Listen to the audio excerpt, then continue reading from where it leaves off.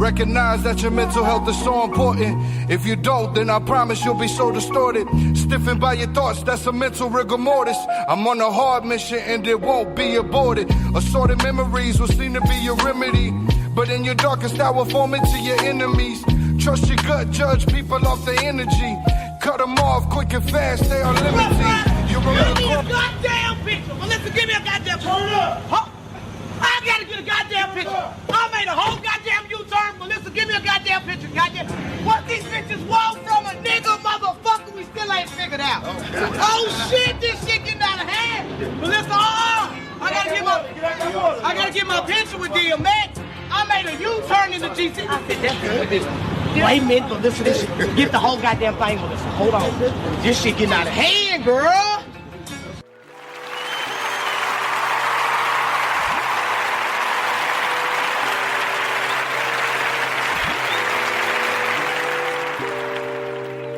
What's up, everyone? You are listening to the Expect Effect podcast, and I am your host. It's just Nakia. I want to thank you so much for tuning in, and it has definitely been one hell of a hiatus. But before we get any further, I want to praise you. I want to applaud you.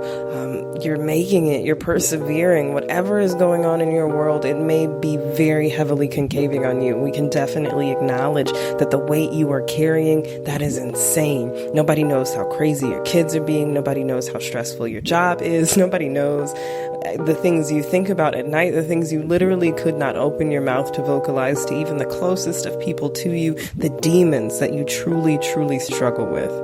Man, that shit may be eating you up, but you are really, really doing the damn thing, and I gotta pat you on your back for that. Man, welcome back. This is your weekly dose of me time. Again, I'm your host, It's Just Nakia. You can follow me on Instagram and Facebook at It's Just Nakia. We also have personal pages dedicated to the show at the Expect Effect podcast on Instagram and Facebook. Listen. We know that life is hard, undoubtedly so, exceptionally difficult. Sometimes it's so insane that it doesn't even make sense what we're going through or what those close to us may be going through, or even what we hear about going on in the news. But here at the Expect Effect, at least for the time that you're with me, we believe that self-care and the processes of becoming the best version of yourself, well, these things don't have to be. So sit back, relax, and unwind as we together uncover ways to truly expect better, do better, and believe better. The intro you heard was a tribute to none other than the late, great, sensational, unmatched, the man, the myth, and the legend, DMX. There really are no words, especially in terms of those who struggle with addiction. And as a person who definitely found a large coping mechanism by way of drinking excessively for a period of about maybe like a year and a half, I can definitely understand and see the dynamic of judgment that many place on people as they're going through things. Then I can also understand the dynamic of where judgment need not be placed. So just wanting to pay homage to a legend. I'm going to make sure we have that video up and available on our social media pages where I did strip that audio from. But if you want to know the impact, I think that sound snippet says it all.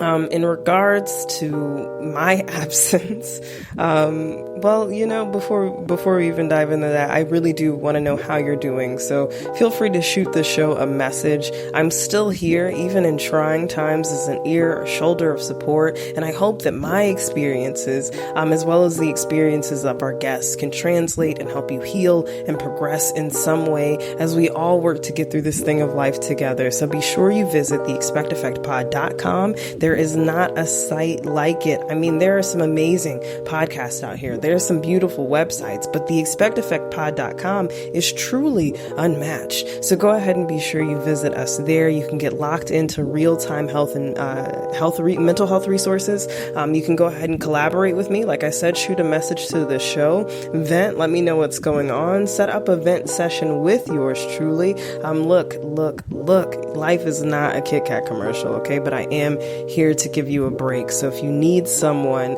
if you're needing an avenue, the expectancy factor tab of our website. That's a huge, huge benefit. Again, real-time mental health resources. I'm hooking you up with some of the best of the best. I've done the research. I've either utilized the service myself, or I've done an adequate amount of research to make sure that this is really going to be a useful resource to you. So just be sure you go ahead and get locked in there. Again, visit theexpecteffectpod.com. I've got a hell of a lot of products up. I do a lot of things, and I'm sure I can be of service to you, or that we can collaborate in some way. To those of you submitting guest submissions and guest inquiries and wanting to come on the show, I love you so much. I'm so excited to go through the rest of the submissions that we have pending for season 4. We are completely booked for season 3, and we will begin limiting the show in terms of season release and content to 12 episodes a season. So I'm really going to try to reel this thing in and put it in like high gear. You guys, I have some amazing things coming up, but that will involve me making sure there's intense structure and organization to this process.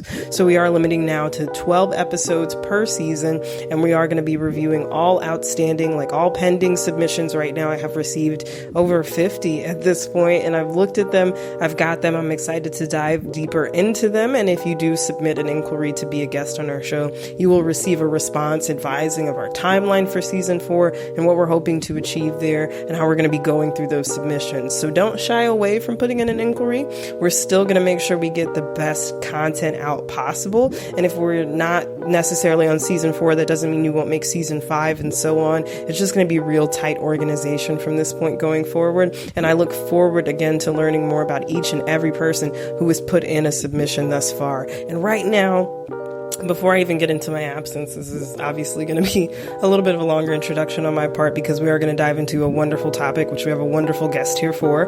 But I do just want to say shout out to my listeners on Pandora. You guys are just, I don't know who it is or really where you are per se. I'm not going to disclose the geographic location here at this time. I definitely do have access to that information, but I just really want to shout out my listeners on Pandora, Apple Podcasts, and Spotify. You guys are booming. You really do it for me. I also want to give a shout out to my iHeartRadio listeners. You guys are huge, biggest 4 platforms I have. So I really just want to take a moment to acknowledge my Pandora listeners, my Apple Podcast listeners, my Spotify and iHeartRadio listeners, especially in my hiatus. To see those numbers just warms my heart. And getting into my hiatus, I didn't plan to be gone this long. I definitely made some social media announcements.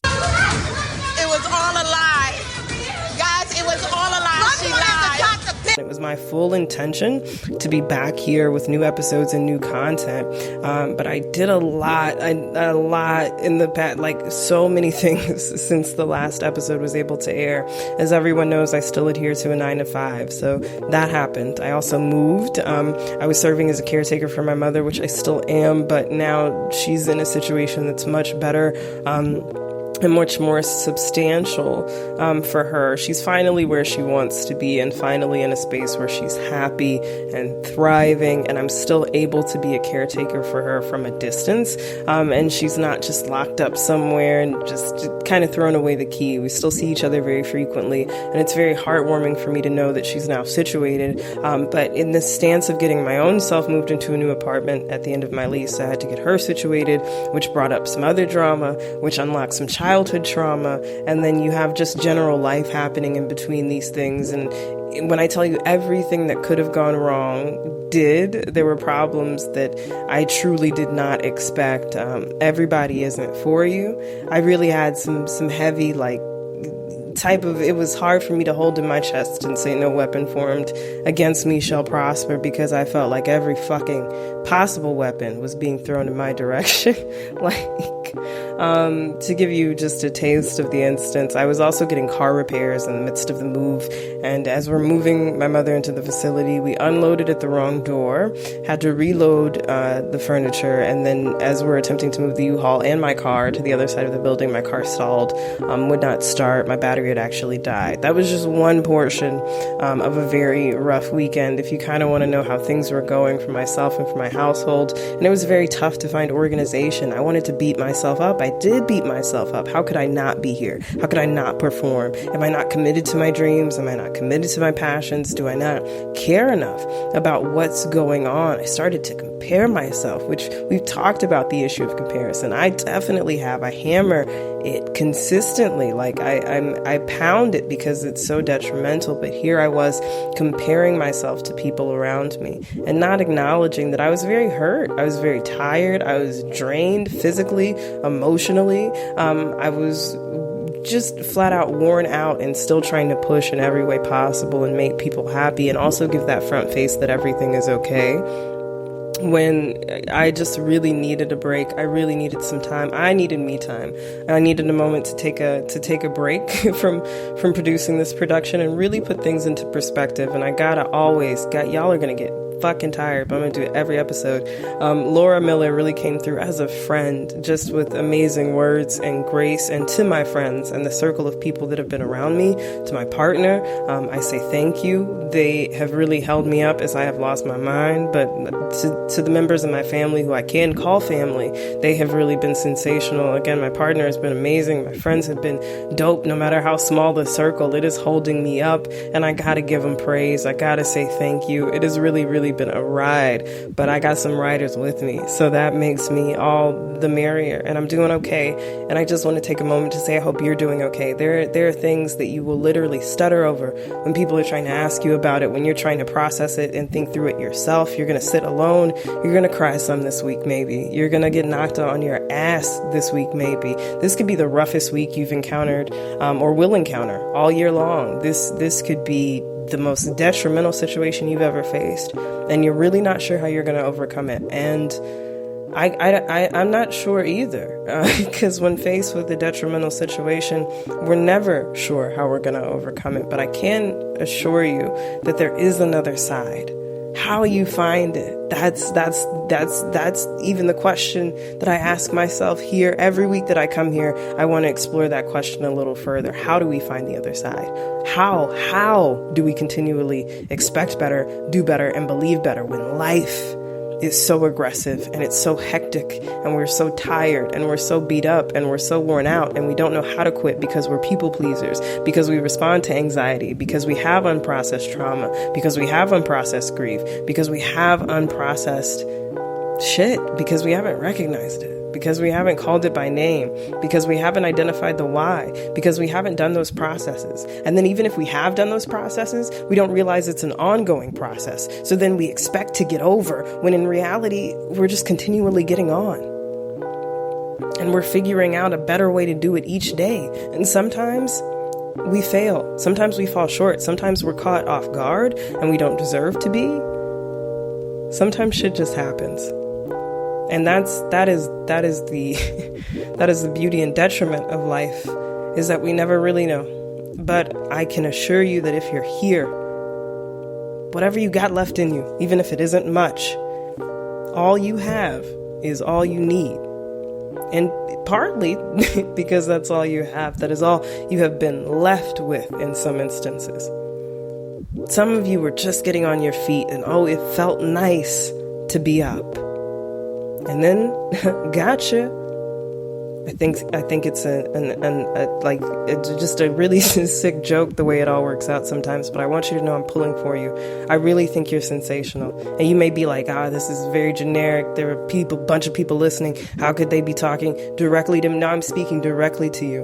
Wherever you're listening to this at, like wherever you are in your life, whatever space you're in, I want you to take a moment and pat yourself on the back and say, I'm doing the damn thing. I got up this morning and y'all don't even know what that looked like for me. I went to work today and y'all don't even know what that looked like for me. I set up.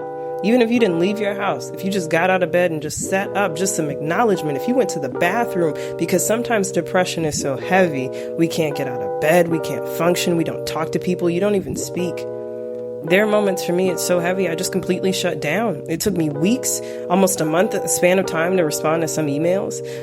There are some engagements I lost as a result of what I was going through and just what I was dealing with. And also my lack of a reaction time, if you will. I noticed the signs. I noticed what my body needed, but I could not stop. There was just this, I've got to get to the next thing. I've got to get to the next thing. Negative self-perception encompassed with comparisons. And we're definitely going to touch on that as that's the topic for this particular episode. But those things really drove me to a breaking point where it was really looking nasty. It was a sick time for a few weeks, but we made it, and we're going to keep making it, man. I just need you to not quit. I need you to just take a deep breath right there. Inhale, exhale, and know that you are worth every struggle, every second. If it was meant to take you out, then it would have already. And I know that there is no number of motivational speeches, self-help books, or righteous words that could really combat the pain you're feeling. But I just want you to know that I acknowledge it. If nobody else is acknowledging what's happening to you, even though I don't know the specifics, I'm acknowledging it. And I think you're powerful for even trying to figure it out, because there's a point you could quit and you could say this is not worth it and I don't understand and I'm not going to anymore. But the fact that you're trying to find some reason to keep going says a lot about you. But make sure you don't overdo it. Make sure you get the rest that you need. Make sure you take care of yourself. Make sure you acknowledge what's happening. Make sure you heed the words of others. Sometimes you and others are also going to be tense. There's not always going to be a person available to level you out. But be thankful for the people that are there to level you out. Be thankful for any kind words you hear. Try not to take it out on other people. You may be having a bad day, but shout out to Tabitha Brown, okay? Don't you go ruining nobody else's. Just make sure that you're doing everything you can to stay up, and know that every day is not going to be perfect. It's not even going to be great. Shit might not even be okay. But so long as you have a chance to start over, there's something to smile about there. I heard a quote recently that most often, right, when making mistakes, we don't even know we're making them, and how beautiful it is to have an opportunity to correct your mistakes. And sometimes I think we take the approach every single day of saying, I've got to be better, I got to grind harder, I got to go this, I got to go further, when in reality, the only thing you need to do is take care of yourself. You're simply going to make mistakes, and more often than not, you're not going to know you're making them. It's wonderful if you can correct your mistakes, but the reality of life is that most of the things we do are often set in stone. It is what it is. And that's not always pretty. But if you were given an opportunity to do it over, figure out how to move forward, not in guilt, not in resolve, not in fear, but in strength, in learning, and be triumphant with that. And with that, I want to go ahead and approach this week's topic. This episode title is House of Mirrors, Shattering Negative Self-Perception in a World of Comparison. And I'll be very honest, I had this together before. I was anticipating, before I realized I was not going to come back as expected or as planned, or that anything was going to go as I wanted it to, at least not in that moment in time. It was a low point. We're back on at least a coasting point, but it's better. It's better. And I'm leveling out and I'm balancing, and I'm in a beautiful space of exploration. And with that, I'm making sure that I pull the reins in. But I definitely, now looking back on this, that I'm here and able to record it and able to really examine the first half, after everything, man, does it hit differently. But to define negative self-perception, and this is by Psychology Today. We'll read an excerpt, and it's kind of going to be a lengthy one, but just bear with me because I'm going to break it up into segments. We hear a great deal about self-esteem. And again, this is by Psychology Today. The article is titled Negative Self-Perception and Shame, The Mechanics of Self-Shaming. And this was originally posted in 2008 by Michael J. Formica. I don't want to mess up his last name, but he is of Enlightened Living. And we'll make sure we have a link to that there on our show notes, as well as our blog page, which is coming back. Don't y'all worry. I am working on all great things in due time, but I'm thinking we're not going to date too many things going forward, just in case. But going forward, when we're talking about negative self-perception, as outlined by Psychology Today, we hear a great deal about self-esteem. But what is self-esteem really? Self-esteem is our opinion of ourselves based on others' perceptions. Other people outside your box and your circle. So how is it that we all, or at least many of us, have such a distorted and negative self-perception? What a great question.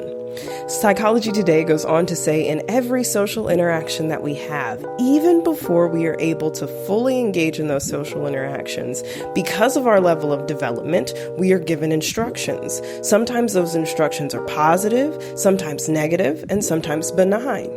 If you were the last one chosen for kickball during recess, your peers are giving you an instruction they don't feel you to be athletic. If your artwork is always chosen to hang in the hallway near the principal's office, your teacher is giving you the instruction that you're artistic. If you're catching a trend.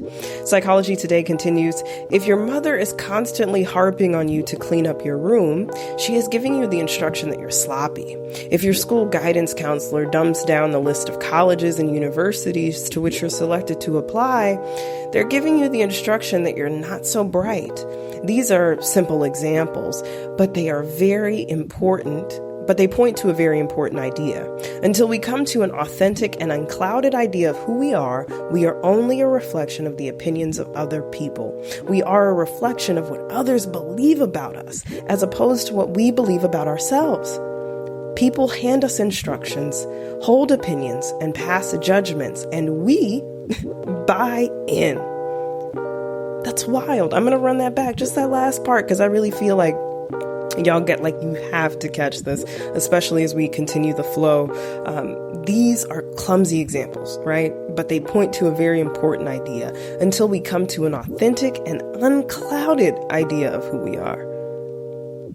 Without judgment, we are only a reflection of the opinions of other people who are probably judging themselves.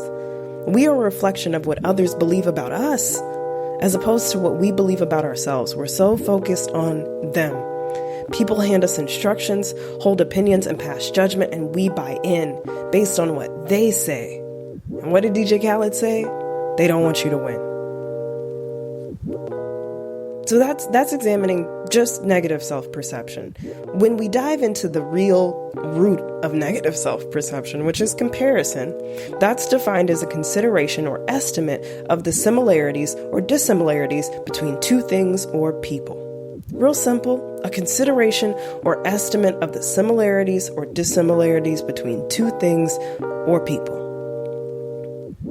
So, what negative self-perceptions have you encountered throughout your journey? Did somebody talk down upon you as a child? Did you not get picked for kickball?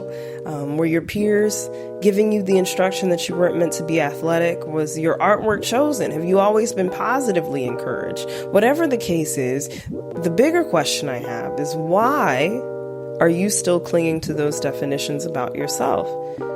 And what is it that's preventing you from recognizing where the ideals that you hold so closely that were created by other people and are maintained by other people, why are these things your defining stepping stone? Why are these things what you're moving forward in? How does this then become imposter syndrome, fear, anxiety, hurt, confusion, right? How do you start to really internalize everything that they're saying?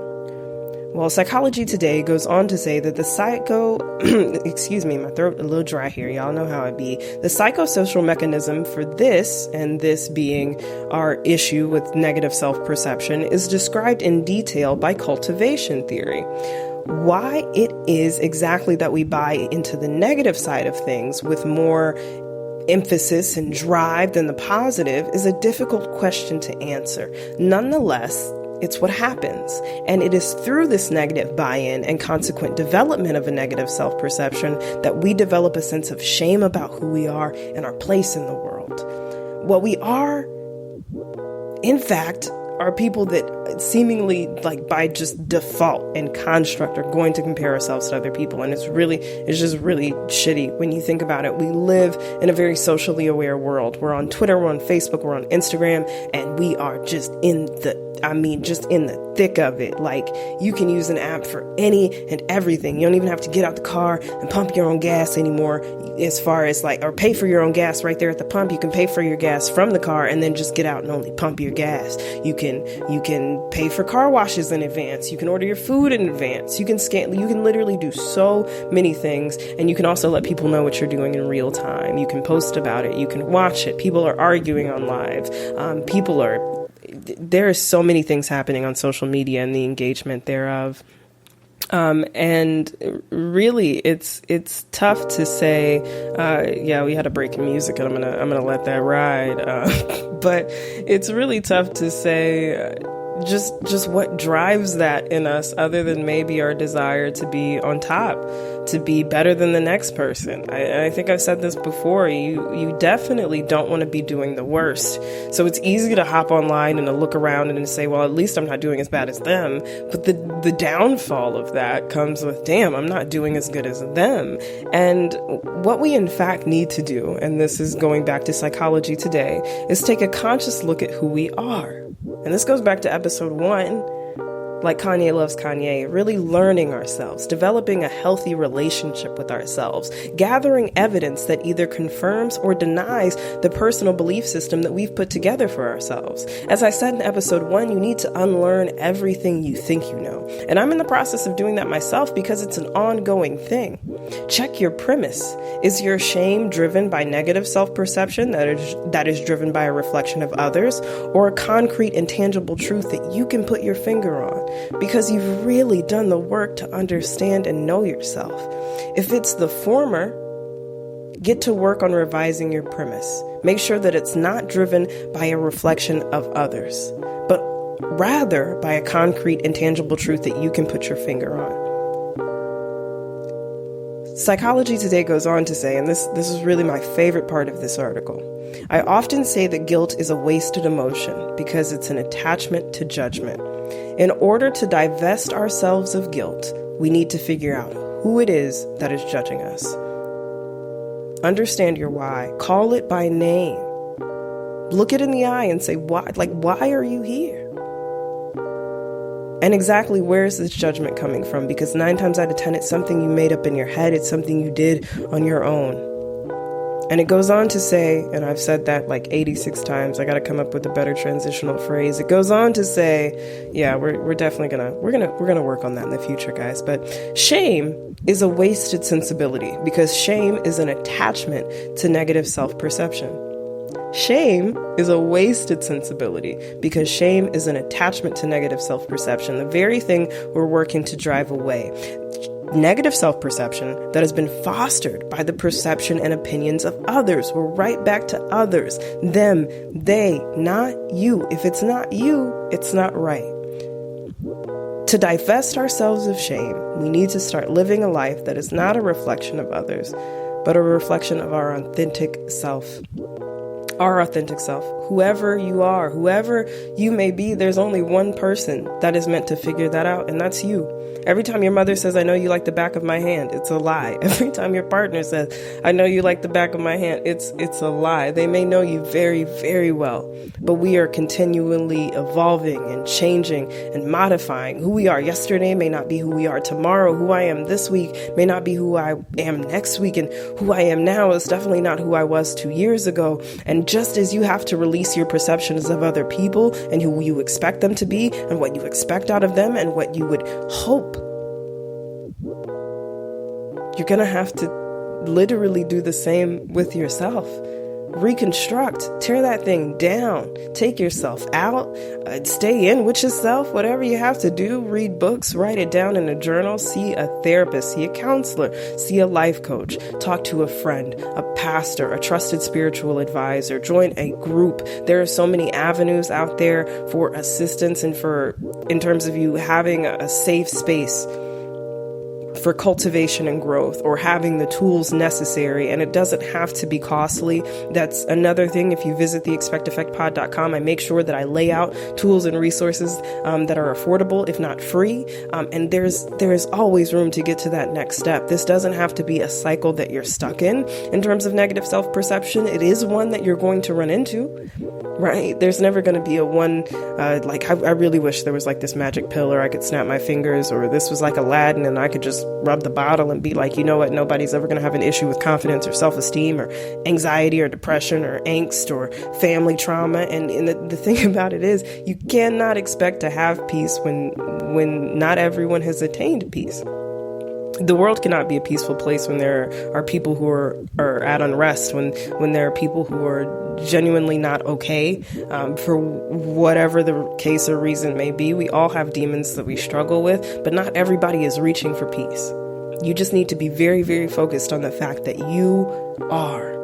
So what do you need? That's the question I had to ask myself recently, is what do you need?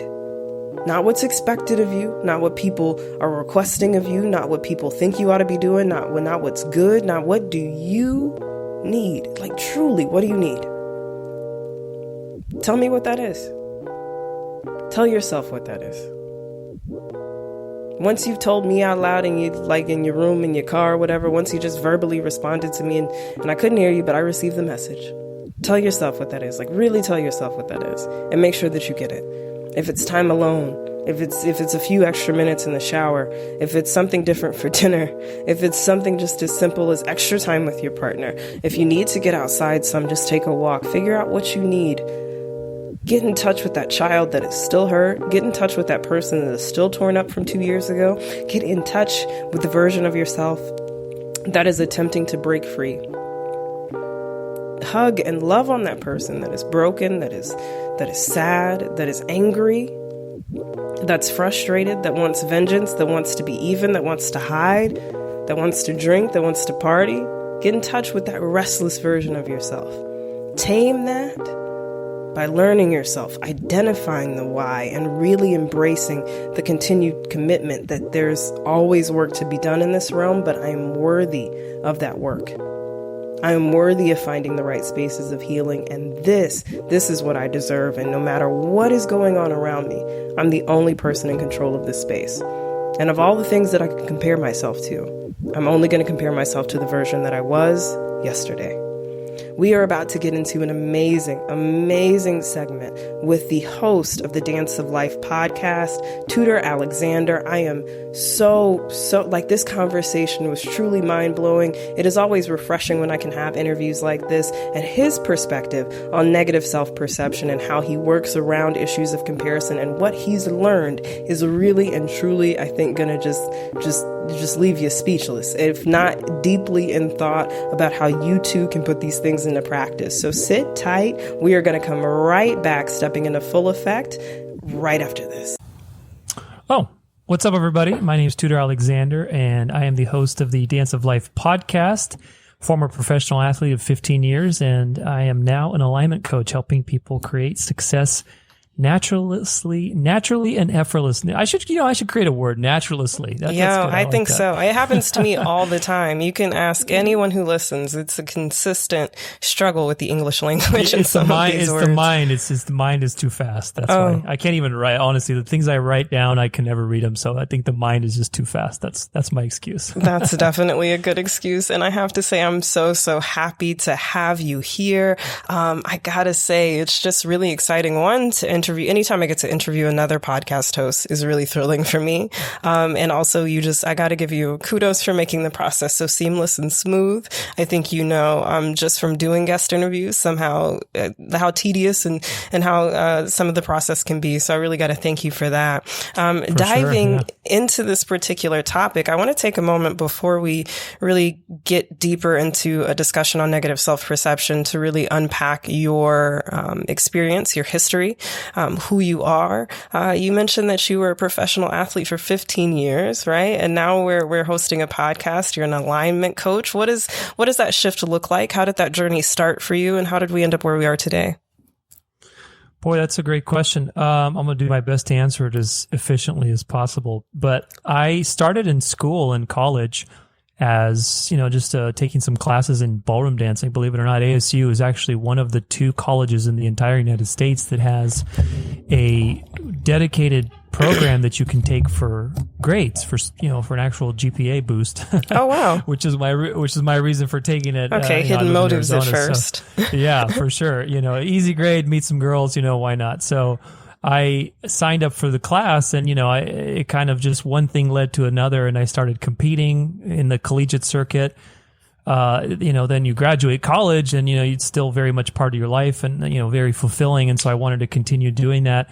I wasn't satisfied with where I had gotten. I wanted more, and so that led to a professional career, and eventually, doing that full time and teaching, being a full-time competitor and professional coach and teaching people how to dance, performing with people across the country, doing charity gigs, in Phoenix and stuff. There's a big Dancing with the Stars type, galas where we recruit, local celebrities and teachers like us. We would do basically a routine with them and raise money for a kidney foundation or, different organizations. So it was a very fulfilling career. And so obviously when COVID happened, it was a big pivot for everybody, and the entertainment industry, anybody who's in that industry will vouch for that immediately, that, we just got killed. I mean, there was no contact, obviously no events, no nothing. And so, it was perfect timing for me, I think, in the sense that, okay, like I've been wanting to create a little more out of what I do with my experience as an athlete, because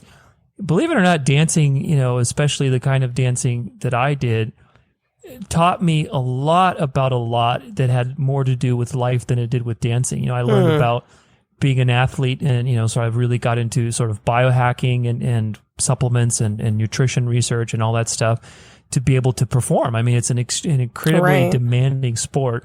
So that was sort of one track. I wanted to offer my students a lot of growth and personal transformation through dancing, because I noticed that, it was a very transformative aspect, because it's a very subjective activity. Yeah. Can you elaborate a little bit more on that? I think some people may listen and say like, what, kind of, and have that gasp, but it's definitely a creative process, much, to be revered like any other.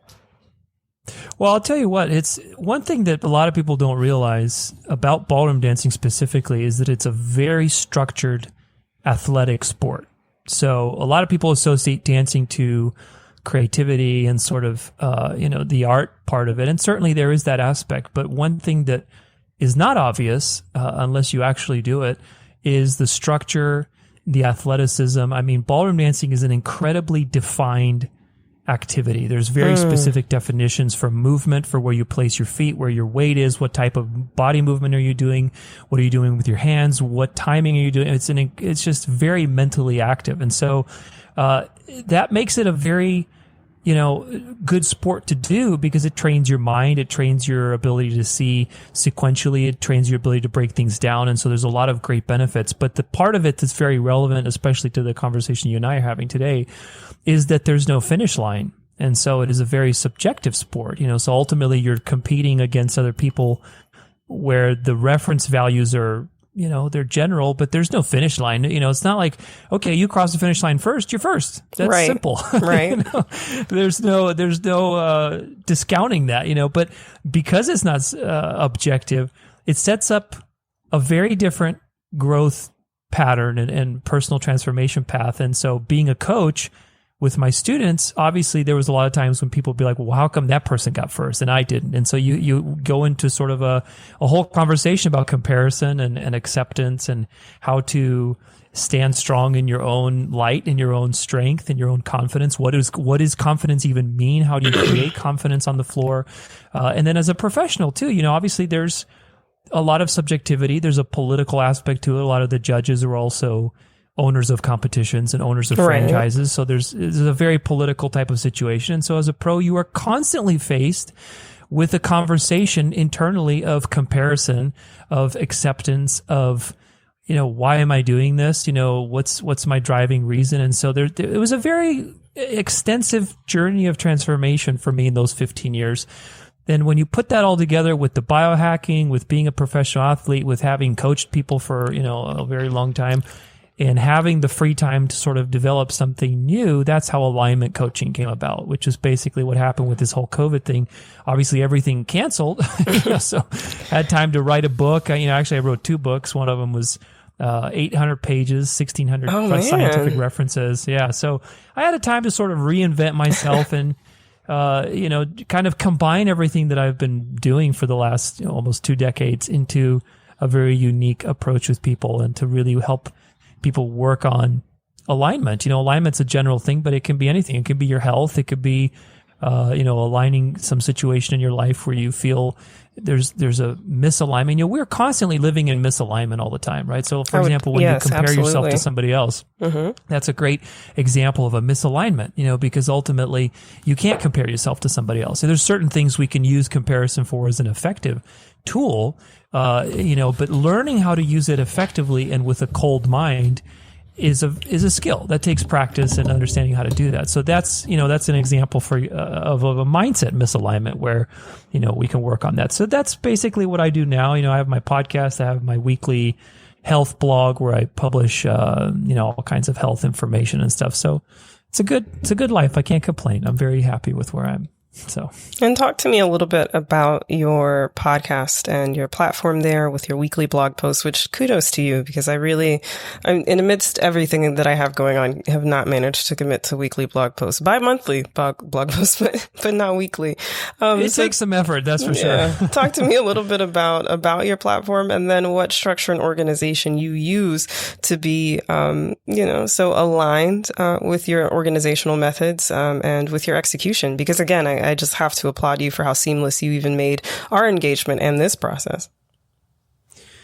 Well, there's a lot of ways to answer that question. I mean, I have a system that I've developed now. I've been doing it for 3 years, the podcast. And so I can tell you that barely now, on my almost 3.5 years, I started January of 2018 with the new year. I would say barely now, after 3.5 years, do I feel confident that I have sort of a handle on it, in the sense of like, what do I need to do?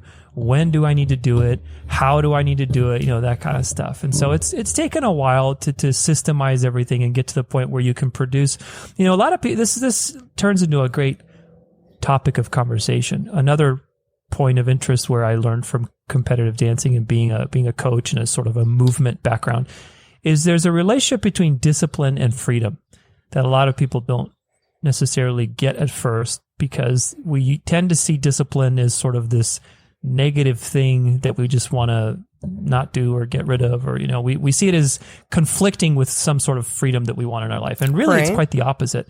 Discipline is the vehicle by which you purchase the freedom that you want. Every freedom that you want comes with some cost, whether that's staying up late at night, that's a freedom, but then it's going to come with the cost of exhaustion in the morning. If you want to have a nice circadian rhythm and go to bed early, it's going to cost, not going out at night. Or at least on the night that you want to wake up early, So, there's a cost to everything. And so the question is not so much about the discipline, but rather, what is it that you want? So ultimately for me, I want to be able to provide high value, free advice to people that want to change their life. My motto is learn, grow, get inspired. Learn something new, grow as a person, get inspired. At least one of those, if we can check them off the box that day for you, I'm happy. And so my blog is all about no BS health advice. There's a lot of things that even, in the alternative health community that are kind of silly. And so I try to give it as plain and straight as I can with all the research to back it up. And then the content that I have on my podcast is twice a week.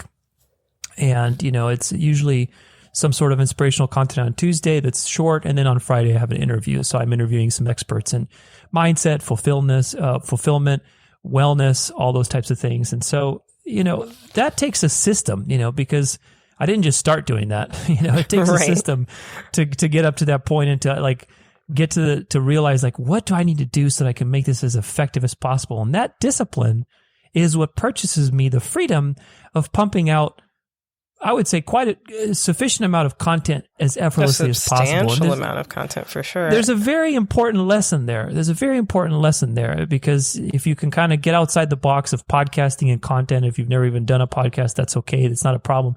The lesson is discipline allows you freedom to do things at a high level. If you want to do anything at a high level, you have to consider what is the level of discipline that I need, the structure, to have that freedom. If I want to have a lot of energy throughout the day, wake up with energy to crush the day, be able to sleep at night easily, have great digestion, have a great mood, have great focus without any sleepy time after lunch.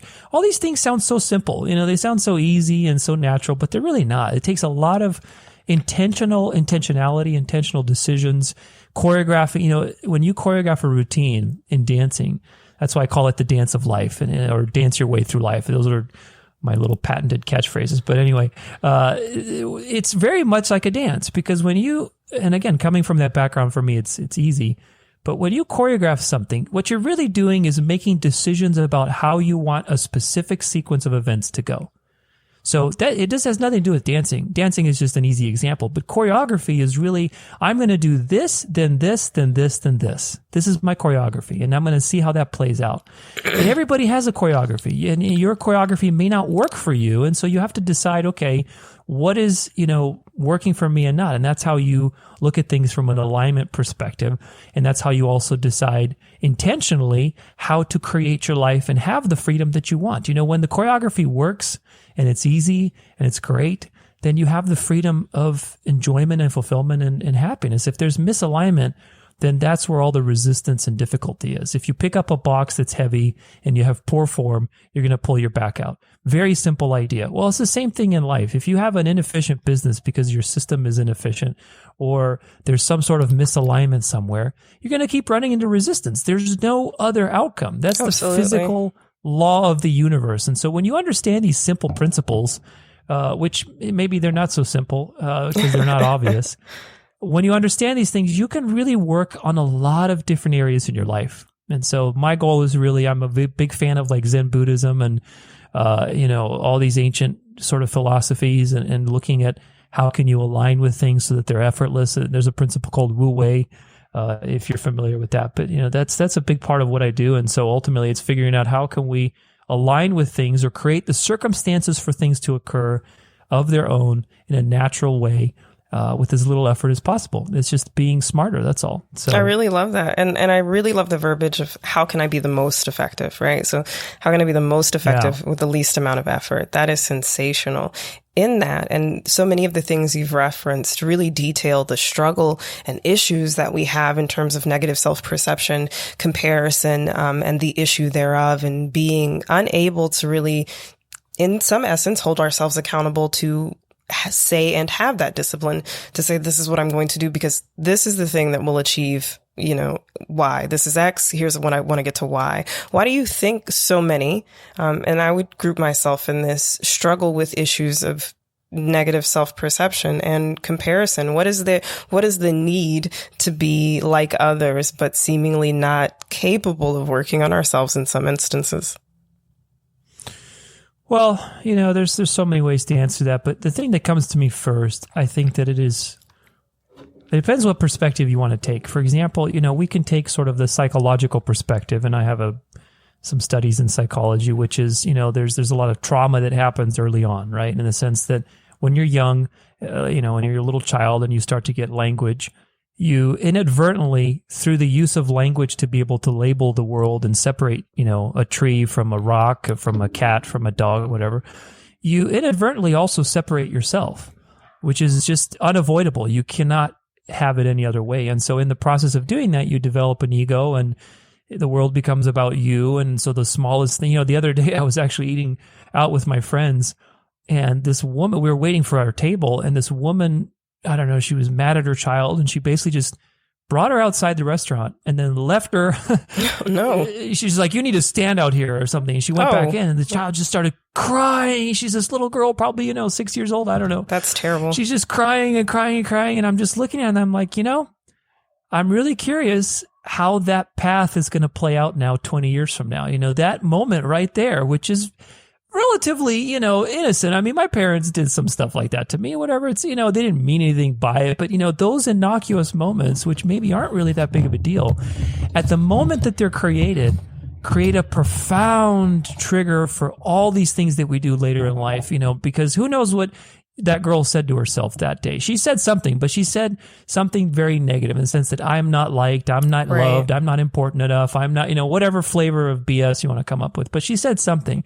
And in that process, because it's so emotional and so powerful, it triggers this movement forward, and we're constantly trying to fill this void. And comparison is part of that. You look to others and you try to compare and see, how can I be more liked like them? How can I be more powerful and be more important? So that's one way to think about it. That's a very materialistic sort of psychological way to think about it. And it's not wrong. I'm just saying that's one way. Another way is to think of it I like to think of it in terms of something I call the life key. So if you can imagine a key, if you just imagine whatever key you have, or if you want to pick a key up in your wallet or something right now and take a look at it, the key has these ups and downs. It has sort of a sequence of ups and downs, right? So that key, because it has ups and downs, it is very uniquely suited for a particular lock. No other key can open that lock. It's a very unique sequence of ups and downs. So this is very important to understand. So because the key is neutral, it doesn't have any morality to it. So a key, the sequence of ups and downs opens a very unique door. Well, if we take a graph, let's say we take a whiteboard and we plot the ups and downs of your life. Oh, I got married. Oh, I got divorced. Oh, I won some money. Oh, lost a ton of money. Up and down, up and down, up and down. It's constantly up and down. And you do that over the course of your life, you're going to get the topography of a key. You can just draw, maybe a little cartoon and sort of an end to it and sort of make a key out of it. But really, it's the same ideas. Those ups and downs are a topography. And if you can detach from that and look at that and say, that topography is unique to you because nobody else was born in the same time and space as you. This is actually a fact. And because of that particular sequence of when and where you were born, you were set out on a path to run and bump into certain situations that were unique to you. And those situations, when you plot them on a graph, they create a sequence of ups and downs. And those ups and downs open a very unique door. And that door is the door to your spiritual gifts that you are here to unlock and to share with the world. Now, that's a spiritual way of looking at it. It's a bigger picture.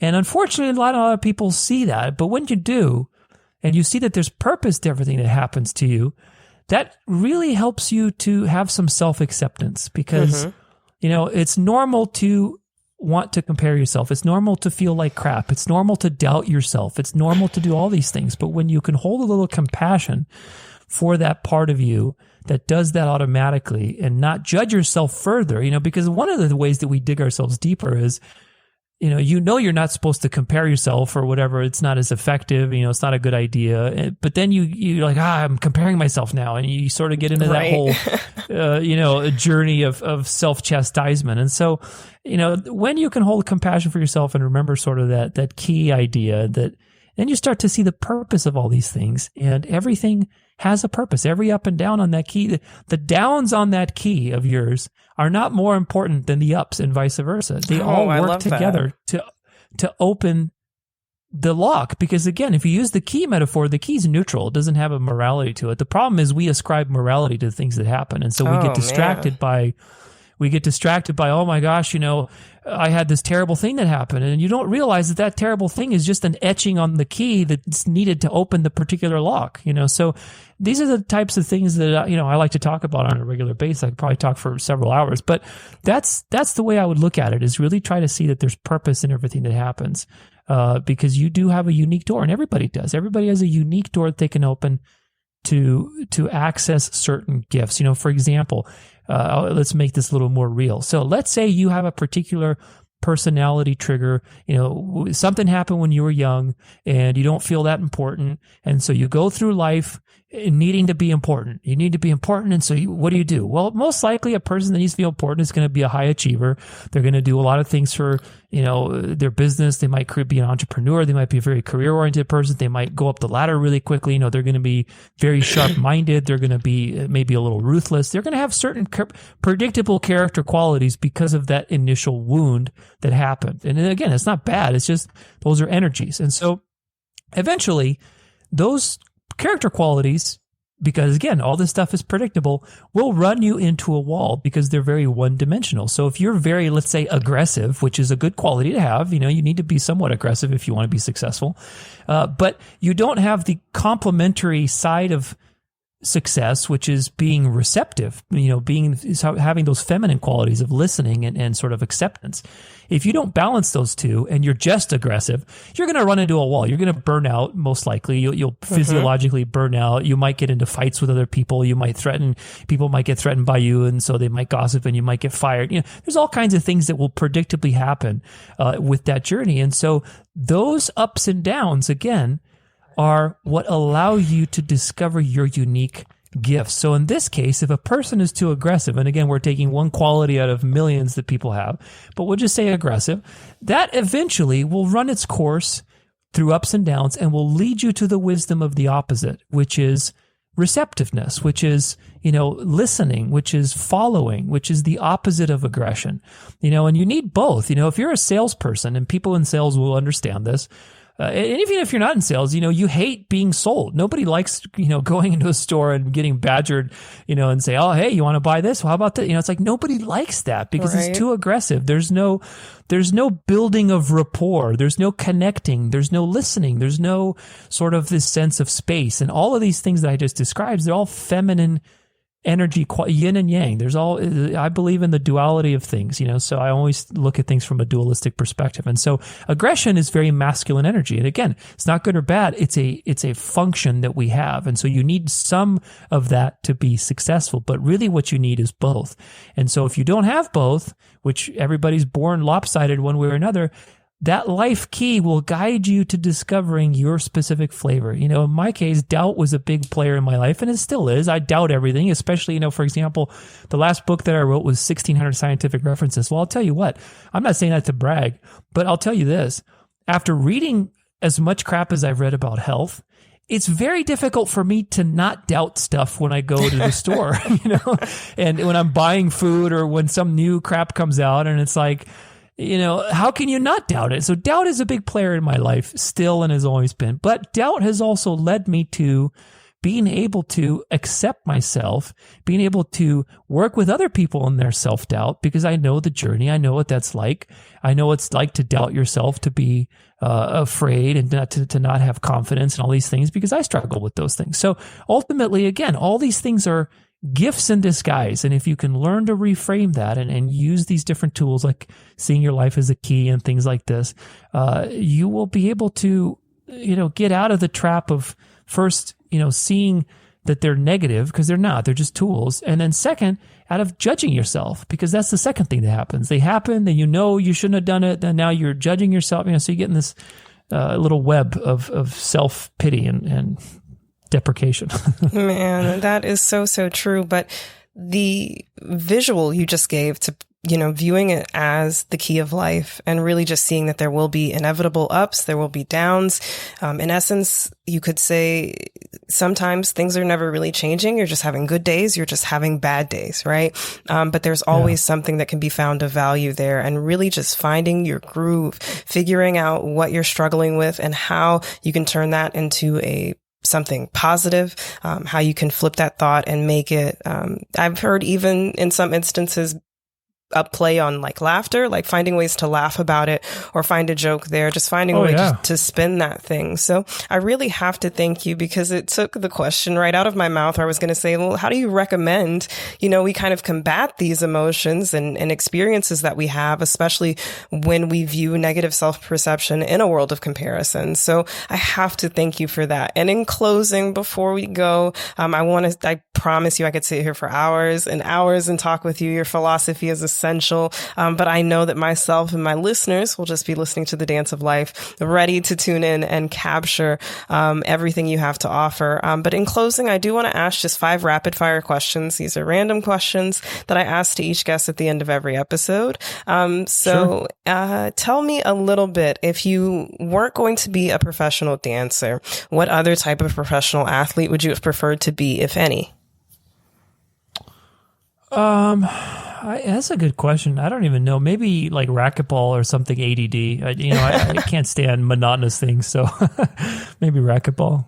Okay, yeah. You mentioned that you wrote 2 books in quarantine. Did you ever experience writer's block? And if so, what was your kind of way to shake out of that?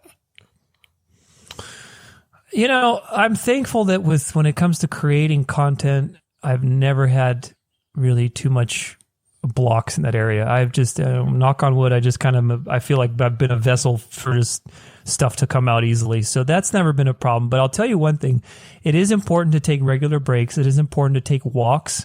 A lot of the major authors that are famous, they all took walks. And so I try to take as many walks as I can. I do about 2 or 3 a day if I can, and just to clear the mind and let the monotony of what you're getting into,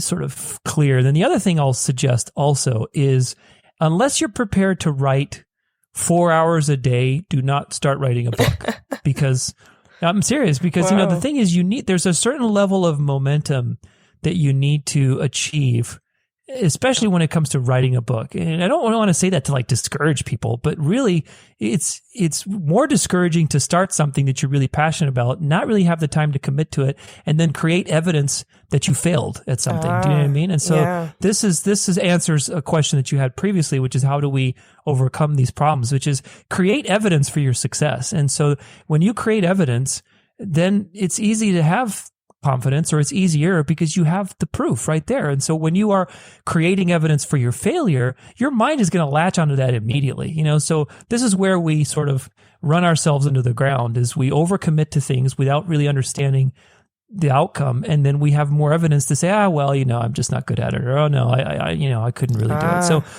you have to commit at least, I would say, 3 or 4 hours a day to write, because you need momentum. And then I'll tell you what, once you get past 20 pages or something, like once you've written a decent amount, you start to wonder, like, what the hell did I just write? And so if you take a break, like let's say you don't write for a day, or if you write an hour a day, you're not going to remember what the hell you wrote. And so you're going to have to go back and read it. And so you become inefficient, right? And so this is one of those things where you have to just go with momentum, and also obviously give yourself some breaks throughout the day and go outside and be in nature. So those are the 2 strategies that I would suggest. And that's fantastic. I personally love to go outside. I think walks are sensational. I think it's great to be in tune with nature. I grew up on a farm, though the farm days are behind me, though I very much still do enjoy going outside. What are some hobbies that you enjoy? I know you're an avid reader. I know you're an avid writer, podcaster. What are some other things or fun facts people would be surprised to know? Well, I've played the piano since I was 9 years old, so I'm 36 now. So I've played the piano and composed music since I was 9, so that's a fun fact. I love playing music, but I haven't had the time to lately, so that's one thing I want to get back into. But I like playing racquetball, I like going rock climbing.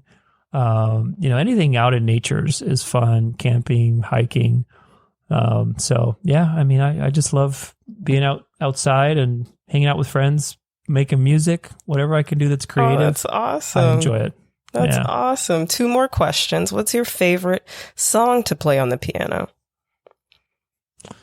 Well, that would probably be like my own stuff, I guess. Most of the time Great I just improvise. So, I have my own album that I've created a couple years ago. I created my piano album, and it's available for free. You can get it on Bandcamp, or Insight Timer has the album.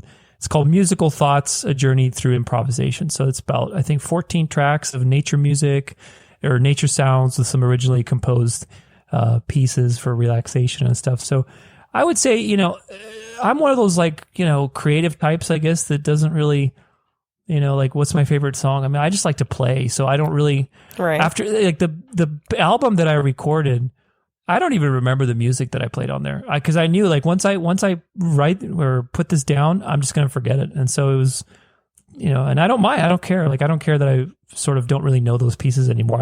I could probably try to practice them again. But for me, it's just this, when I was young, I always wanted to hang on to everything, especially with music. I had to write it down right away, write it down. Mm-hmm. And so now I'm really learning to just realize that the music is in you. It doesn't matter what comes out, so there's always something that's going to come out and it's going to sound great. And so same thing with writing and creativity. I've never been short supply on creating. And so for me, creating is more like just like a river that I tap into, rather than sort of a box that I open that has little other boxes that I can take out of it. Do you know what I mean? So it's just like a faucet that you turn on, and it's just whatever comes out, it comes out. That's amazing. But I really love the perception you have with it. I think and I'm sure you've heard, that there can be a definite struggle with just sometimes letting those things flow. You can be anxious about that. You can be, just reprise and kind of to no respite, just being like, I can't do this, or this isn't good enough, or I'm in editing mode instead of just first draft mode.